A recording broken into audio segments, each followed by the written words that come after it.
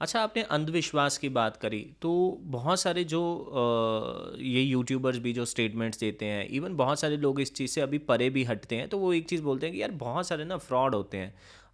Even Hindu धर्म के ही, सनातन धर्म से जुड़े हुए लोग ही ये बात बोलते हैं अक्सर, मैंने ये देखा है। तो आपका ये क्या राय है कि जो ये खासकर सिर्फ अगर एस्ट्रोलॉजी की बात करें, बाकी भी बहुत सारी विद्याएं, हम काफ़ी पॉडकास्ट में अलग अलग ऐसे बात करें, लेकिन अगर सिर्फ एस्ट्रोलॉजी की बात करें, आप हमारे ऑफिस के बाहर जाएंगे तो एक पोस्टर लगा हुआ है, मैं आपको एक एग्जांपल दे रहा हूँ।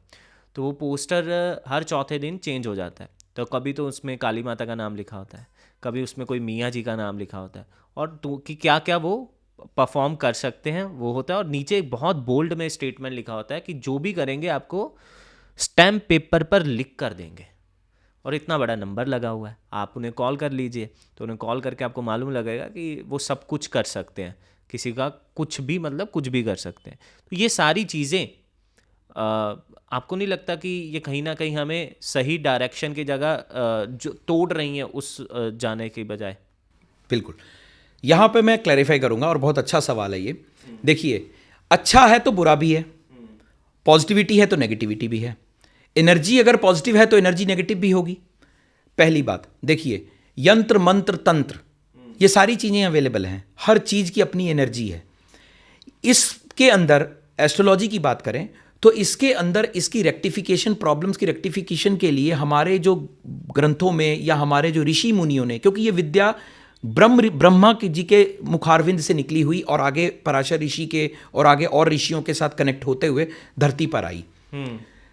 देखिए, ऋषियों ने इसे एक सात्विक रूप से बनाया था, लेकिन जब इसमें कुछ ऐसे नियम कायदे जुड़ने लगे, वो एस्ट्रोलॉजी नहीं है। एस्ट्रोलॉजी कहीं नहीं कह रही है कि आप गलत तत्व को यूज करके गलत नेगेटिविटीज को यूज, क्योंकि जब वेद विद्या हो रही थी या देवताओं की विद्या हो रही थी तो राक्षसी विद्या भी चल रही थी।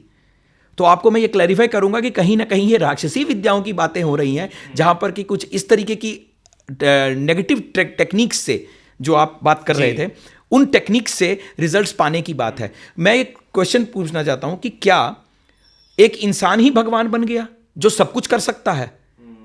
बिल्कुल ऐसा नहीं है।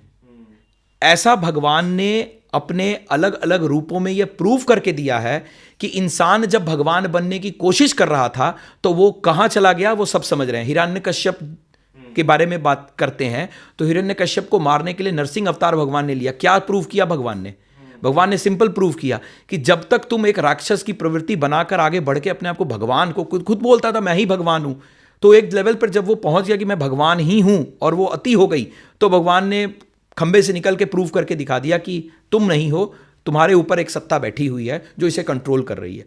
तो कलयुग का समय है, तो नेगेटिविटी ज़्यादा तेज़ी से भाग रही है और आगे बढ़ रही है, लोगों को ज़्यादा उस पर विश्वास हो रहा है। लेकिन ऐसा नहीं है।